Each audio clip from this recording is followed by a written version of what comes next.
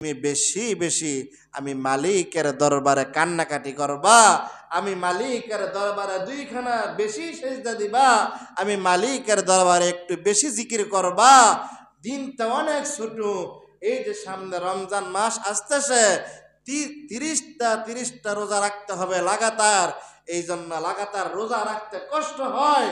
এই জন্য রজব মাস আর শাবান মাসের মধ্যে আমি আপনি রোজা রাইখা রাইখা অভ্যেস করা, যদি সপ্তাহে একটা রোজা রাখি, 1 মাসে 4টা, আরেক মাসে 4টা, যদি 2 মাস মিললা এরকম ভাবে 8টা রোজা রাখি, তাহলে পরবর্তী 30টা রোজা রাখতে সহজ হইব না কষ্ট হইব? জোরে বলে। এই বড়টা আমরা বুঝি। এই জন্যই রজব মাস হলো ইবাদতের মাস। শুধু ইবাদতের মাস নয়, রমজান আর কয়দিনের আছে, কয়দিন পরে রমজান প্রবেশ করবে। রমজানকে আমরা কিভাবে স্বাগতম জানাবো? কোরআন তেলাওয়াতের মাধ্যমে, না দুরুদের মাধ্যমে, না জিকিরের মাধ্যমে, না ইস্তেগফারের মাধ্যমে আমরা পবিত্র মাহে রমজান মাসকে আহলান সাহলান মারহাবান তৈয়বান জানাবো। এটা ফিকির করা। এটা কখন ফিকির করবেন?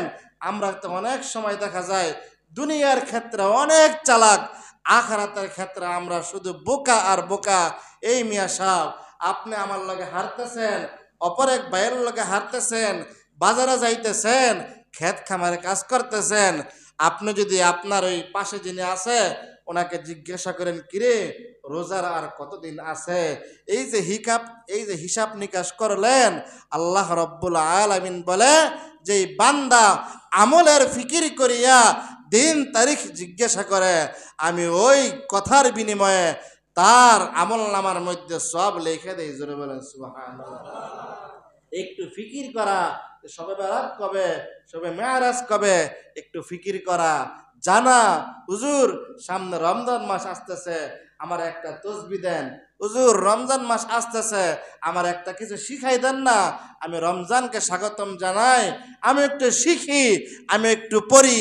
দুনিয়া তো কামাইলাম, নিজে কামাইলাম, সন্তানদেরকে কামাই দিলাম, বাড়ি কইরা দিলাম, ঘর কইরা দিলাম, দোকানপাট কইরা দিলাম, আসেন একটু আখিরাতের ফয়সালা করি। এগুলি একটাও আমাদের মধ্যে আছে? হ্যাঁ জোরে কোন আছে? হুজুরে কিছু বুঝেই না, হুজুরে ব্যাককল এগুলি দেখেন আমগো কাম দরকার হইলে এইটা। মোহতারাম হাজরিন, এই জন্য আসেন একটু ইসলামের দিকে দাবিত হই, নামাজের দিকে দাবিত হই, রোজার দিকে দাবিত হই, জিকিরের দিকে দাবিত হই। আপনি আমি যদি জিকিরের দিকে দাবিত হই, তাহলে রাসূলুল্লাহ সাল্লাল্লাহু আলাইহি সাল্লাম বলেন, মাসালুল্লাযী ইয়াযকুরু রাব্বাহু ওয়াল্লাযী লা ইয়াযকুরু মাসালুল হাই। যেই ব্যক্তি জিকির করে তার দিল থাকে জিন্দা, আর যে ব্যক্তি জিকির করে না তার দিল থাকে মুর্দা।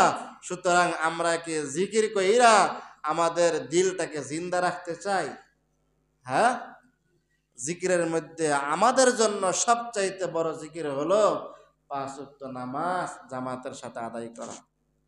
বুঝছেন আমার কথা? আমাদের জন্য সবচেয়ে বড় জিকির হলো যখন মুয়াজ্জিন মসজিদ থেকে ডাক দেয়, হ্যাঁ হাইয়া আলাস সালাহ হাইয়া আলাল ফালাহ, তখন মসজিদের মধ্যে আইসা হাজির হইয়া আল্লাহর কুদরতি কদমে একটু কপালটা ঠেকাই দেন, একটু কপালটা ঘষা দিয়ে যান।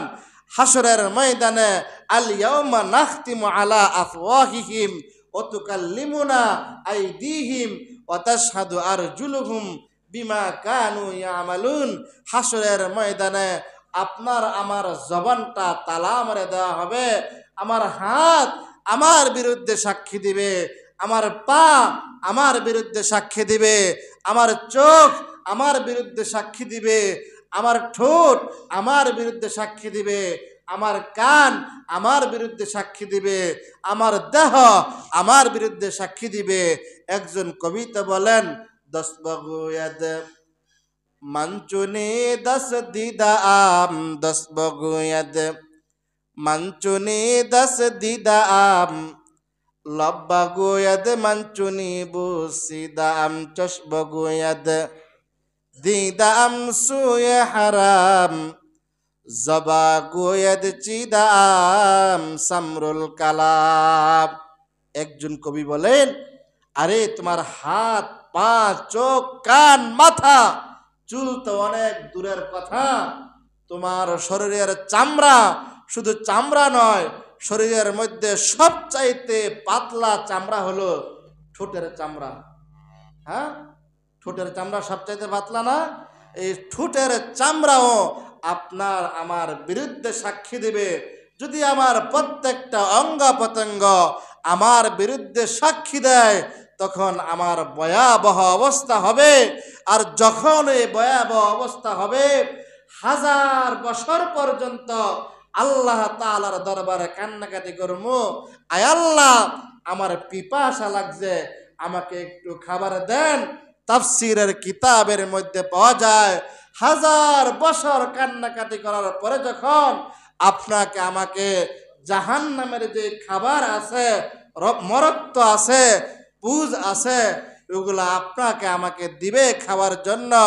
মুহতারাম হাজরিন, হাদিসের এবারতের মধ্যে পাওয়া যায়, যেই পাত্রের মধ্যে এই মরক্তগুলা, পুজগুলা ঢালবে, ওই পাত্রটা যখন ওই আমার হাতের মধ্যে নিমু, তখন ওই আমার হাতের গুস্ত, হাড্ডিগুলা গইলা গইলা পড়বে। জোরে বলেন নাউজুবিল্লাহ।